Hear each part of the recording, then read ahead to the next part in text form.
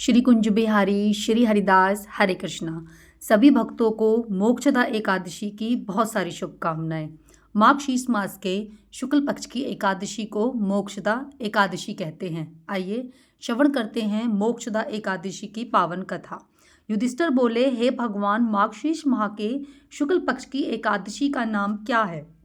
उस दिन कौन से देवता की पूजा की जाती है और उसकी विधि क्या है, सो कहिए। श्री कृष्ण भगवान बोले, नरपश्रेष्ठ माघ शीर्ष माह के शुक्ल पक्ष की एकादशी मोक्षदा के नाम से प्रसिद्ध है।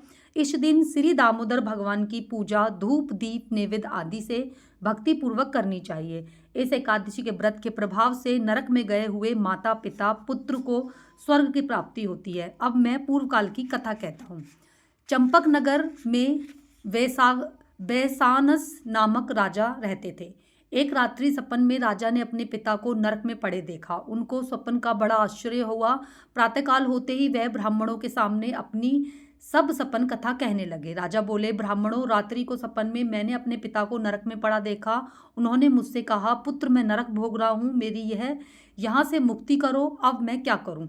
आप लोग मुझे किसी प्रकार तप दान आदि को बताएं जिससे मुझ को मुक्ति प्राप्त हो सके। उस उत्तम पुत्र का जीना व्यर्थ है जो अपने पिता का उद्धार न कर सके। ब्राह्मण बोले, हे राजन, यहाँ से निकट पर्वत मुनि का एक आश्रम है। वे भूत भविष्य के भी ज्ञाता हैं। आप यह सब बातें उनसे जानकर पूछ लीजिए। ब्राह्मणों की बात सुनकर राजा मुनि के आश्रम पर गए। राजा ने जाकर उनको साष्टांग प्रणाम किया। पर्वत मुनि ने उससे सातों अंगों की कुशलता पूछी।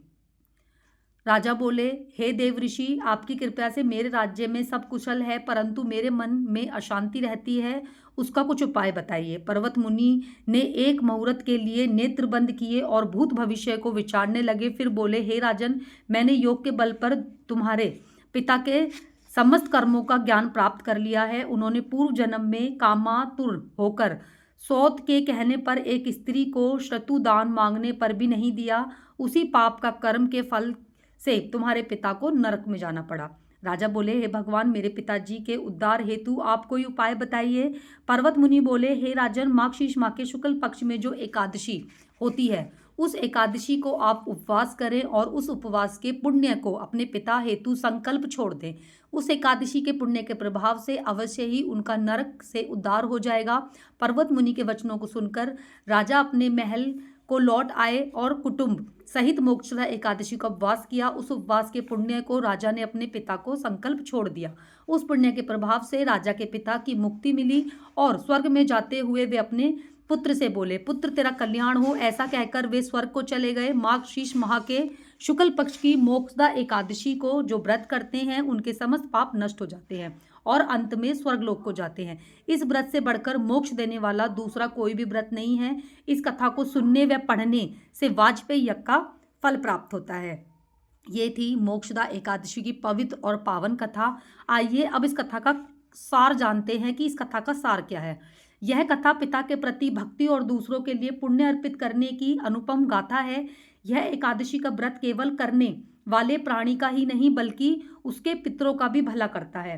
अपने किसी सगे सहोदर मित्र बंधु को भी इस व्रत का फल अर्पण करके उसके भी पापों के कलेशों का नाश हो जाता है। जो साधक माता पिता में ईश्वर को देखता है, भगवान विष्णु उसकी असीम अनुकंपा से उसकी समस्त कामनाओं को सिद्ध करते हैं।